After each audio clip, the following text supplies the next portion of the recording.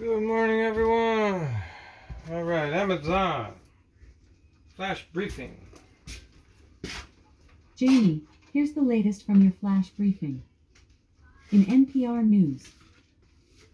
Live from NPR News in Washington, I'm Corva Coleman. What's going on, President Biden will release the final details of his budget proposal to Congress today during a stop in Philadelphia. That sounds lame. NPR's Windsor Johnston reports Biden's plan aims to cut the national deficit by about $3 trillion over the next decade. He aims to cut White it, House but Press he actually Secretary increases Karine it. So Jean-Pierre let's says President just say what he Biden's means. budget proposal Increase. will build on his plans to grow the economy without raising taxes on working-class families. Oh, just President raising does not believe in interest, which trickle-down economics. actually This is raises something the that he's taxes, talked about right? even during the State of the Union, where we know it doesn't work. We know So his the president game. has rejiggered that Crick's thinking been doing it the and entire wants to time he's build been in an office. economy that matters for everyone, asking the wealthy to pay their fair share. Biden's budget plan is expected to rely heavily on tax increases on large corporations and people who make more than $400,000 per year.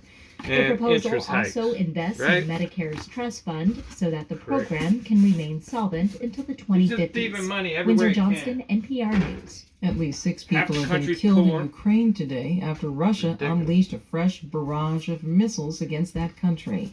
From Moscow, NPR's Charles Maines has more.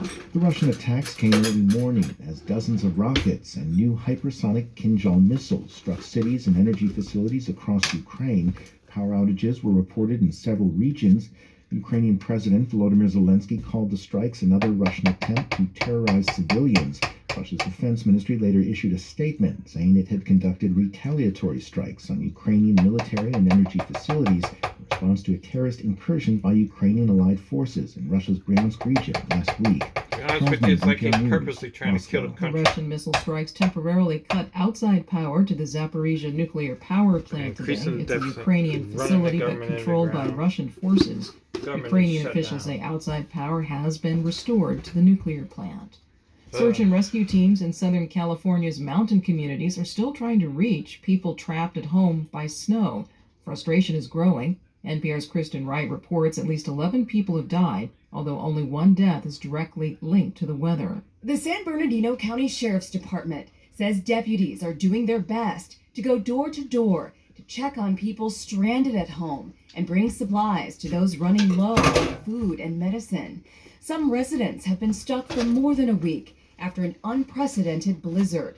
The county set up a help hotline, but some feel the response by officials is too slow. In interviews with local journalists, the sheriff defended the department and said the response has not played out on camera for the public to see. Search and rescue continues now under the threat of heavy rain and flooding. Kristen Wright, NPR News. On Wall Street, the Dow Jones Industrial Average is up about 65 points. This is NPR. After nearly 2 decades, the global decline in democracy may be bottoming out. That's according to a new report by the nonprofit research institute Freedom House. NPR's Frank Langfitt has more. Oh, yeah, that The don't report sound finds the biased at gap all. between the number of countries where freedom has improved and where it has declined is at its narrowest in 17 years. Michael Abramowitz is president of Freedom House. There's a lot of challenges in the world facing democracy, but our hope this year is that this may be a turning point in the story of the democratic recession. Abramowitz cites several reasons for the Forget that improvements. crap. Among them, countries that They took ain't done us advantage no of the favors. COVID-19 pandemic, cracked down on public protests and consolidate power could no longer do so. And civil society in some nations, Yeah, forget including that. Ukraine and the United States, proved more resilient than perhaps expected. Frank Langfitt, NPR News. The White House says President Biden will meet British wanna Prime protest, we'll Minister freaking Rishi protest. Sunak and Australian Prime Minister Anthony Albanese next Take your Monday in San democratic Diego. ideas and They'll shove talk it. about a new defense Democracy agreement used to be among the something 3 great. nations. You The fools U.S. and mucked Britain it have up. agreed to provide Australia with technology to deploy nuclear-powered submarines, but it has not been announced how this will be accomplished. The French Senate has passed legislation to boost France's retirement age from 62 to 64 years old. The plan, championed by French President Emmanuel Macron, has drawn fiery pushback from unions. They've called strikes and attempted to shut down the country to force lawmakers to pull the legislation, but the bill appears to be advancing. I'm Corva Coleman, NPR News. How do we reinvent ourselves? And what's the secret Amazon. to living long? Skip. In NASA news, NASA and SpaceX are targeting 8:30 p.m. EDT Tuesday, March 14th to launch the company's 27th commercial resupply mission to the International Space Station. Liftoff will be from Launch Complex 39A at the NASA's Kennedy Space Center in Florida. Launch timing is dependent upon the undocking and return of NASA's SpaceX Crew 5. NASA will provide coverage of the agency's SpaceX Crew 5 mission return to Earth from the International Space Station, beginning with undocking coverage live at 12 a.m. EST on Saturday, March 11th. The SpaceX Dragon spacecraft is scheduled to undock from the space station at 2:05 a.m. to begin the journey home. Administrator Bill Nelson will broadcast his annual State of NASA remarks at 3 p.m. EST on Thursday, March 9th. The event will air on NASA television, the NASA app, and the agency's website.